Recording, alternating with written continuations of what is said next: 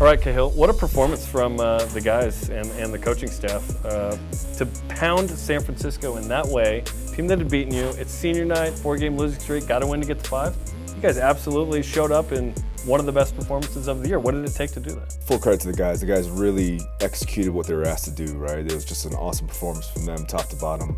I think every guy on our team could put their hand up and say they performed at their best of their abilities and competed. San Francisco, they're obviously really, really talented with their guards, but they kind of outfought us the first time we played them, and that's obviously unacceptable, especially to your point, in closing the show in the season, closing the show on some of these guys' careers with Gideon and Rue, and it's just really important that we came out with a strong performance.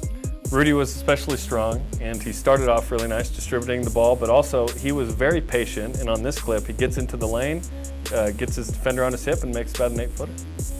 Yeah, Rudy was terrific. This is a great example of him coming off a ball screen, being really, really patient, to use your words, and then putting the defender in jail. Kahil Shabazz, number 0, is a fantastic on-ball defender. He's really, really pesky. He's tough.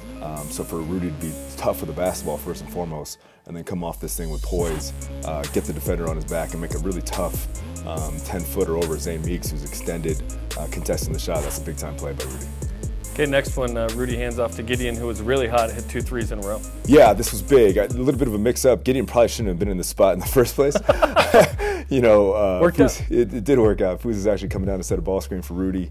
Rudy uses it again, shows great patience and poise, makes the right play, does it what the game tells him to do, not what he's assuming Gideon's going to do. Gideon flies off this thing into traffic, shoots it with confidence, and makes it.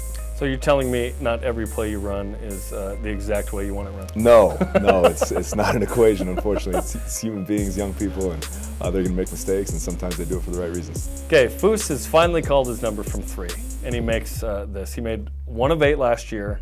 He goes 1 for 1 in this situation. There's just so much space there, why not? And that was center cut, too. Yeah, with Foos, you know, he's in this trail position right now. He's probably thinking, I'm going to shoot this 3. As he's looking at Mark Kubetsky back up. But credit to Foos, man, he shoots it with confidence. He's been shooting at a high level in practice. He makes a lot of threes in practice, and you know, he has the freedom to do that if the player's going to play him at the nail. So I'm really excited for him.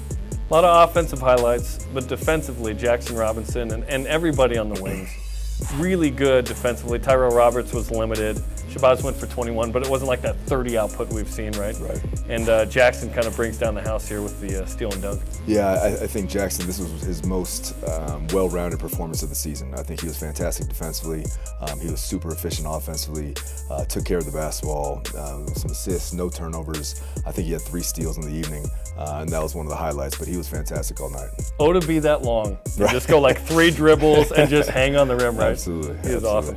Okay, and then this is the greatest inbound play in the history of BYU basketball. Yeah, Shabazz, we mentioned before, takes a lot of risks defensively.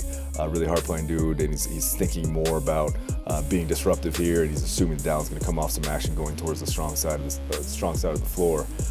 Just gets out of position, and Down recognizes and makes the play. Never assume, right? Never assume. Just don't assume. That's okay, what I say. Important week, obviously in the West Coast Conference. You're the 5 seed, you get Portland or San Diego.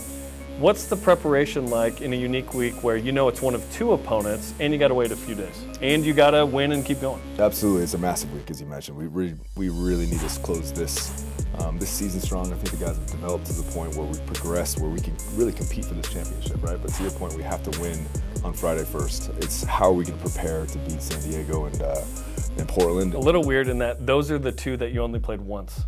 So yes. You don't have the second game of film, and it was a while but you ago. won, and it was a while ago, exactly. Yeah. So there's a lot of reminders that have to be put in place, some subliminally, so they don't really know who we're talking about, but we have to kind of sprinkle in some actions for our opponents that either could run and get our guys ready to go. Okay, thanks for the time. Appreciate you, Kahil. Thank you.